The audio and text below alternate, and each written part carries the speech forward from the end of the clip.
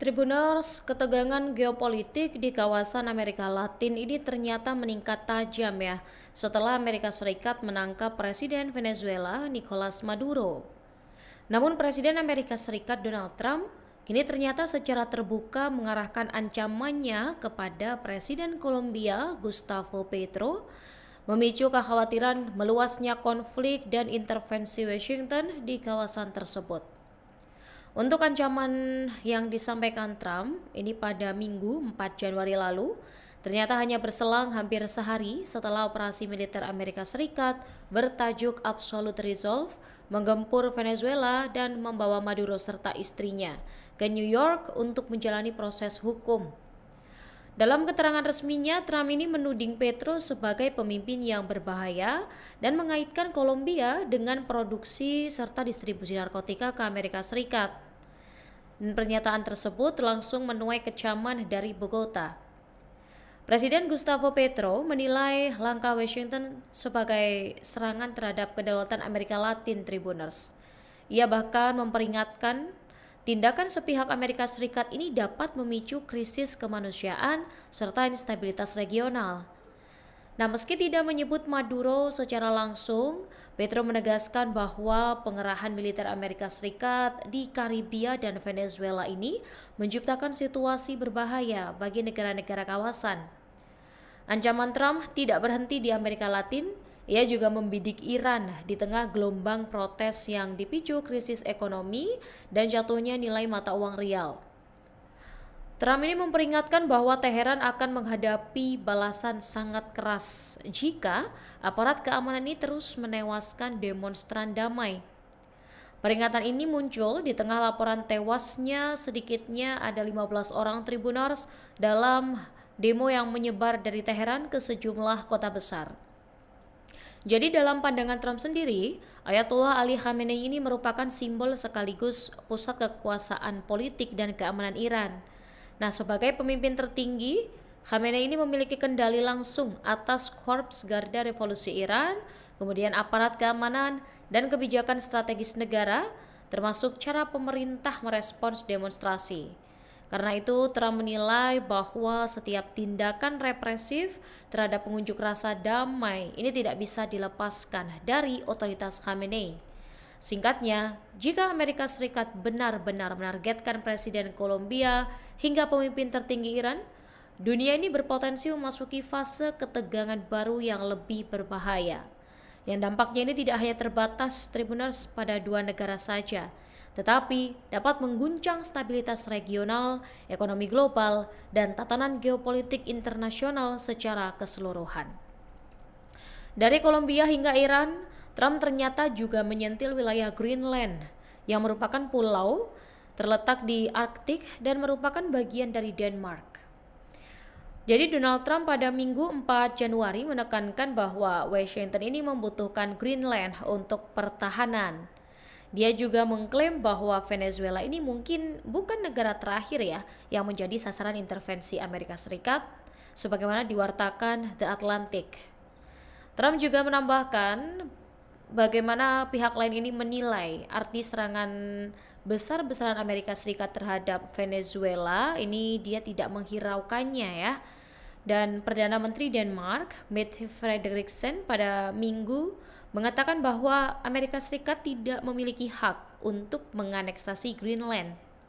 Dia juga mendesak Washington agar menghentikan ancaman terhadap sekutu dekat dan rakyat Greenland. Dia menolak gagasan bahwa Amerika Serikat perlu mengambil alih Greenland. Dia juga menekankan bahwa Amerika Serikat tidak memiliki hak untuk menganeksasi salah satu dari 3 bagian kerajaan Denmark, yaitu Denmark sendiri, Greenland, dan Kepulauan Faroe. Tak hanya sampai di Greenland saja, Tribuners, Trump juga sempat menyoroti wilayah Kuba. Jadi Presiden Amerika Serikat Donald Trump ini memperingatkan Kuba bisa bernasib sama seperti Venezuela. Diketahui Kuba selama ini dikenal menjadi mitra politik dan ekonomi penting ya bagi Venezuela.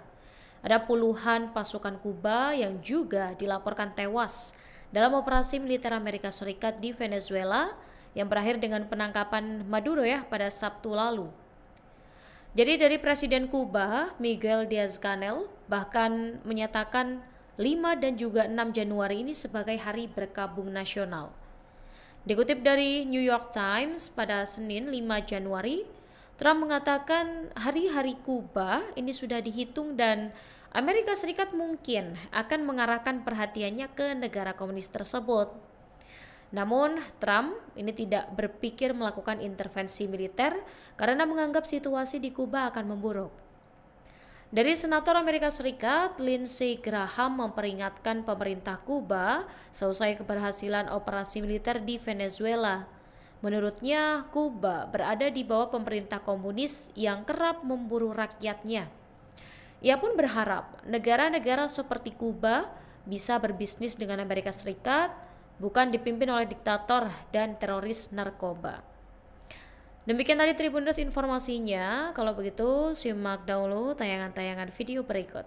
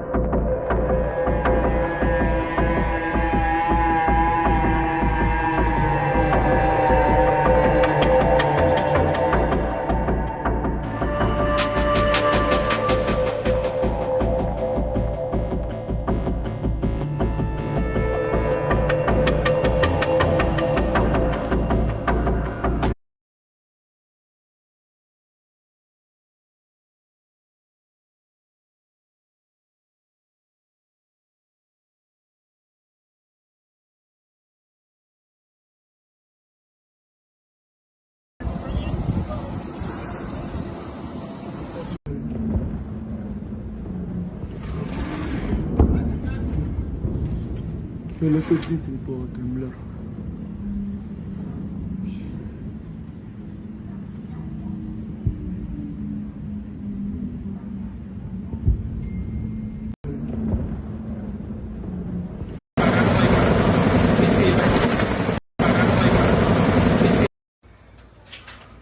Mira, huevón, durísimo, chamo. Ya vas a ver un incendio, pero una vaina. Oye, marico, hay algo, está pasando. Verga. Mira, huevón, durísimo.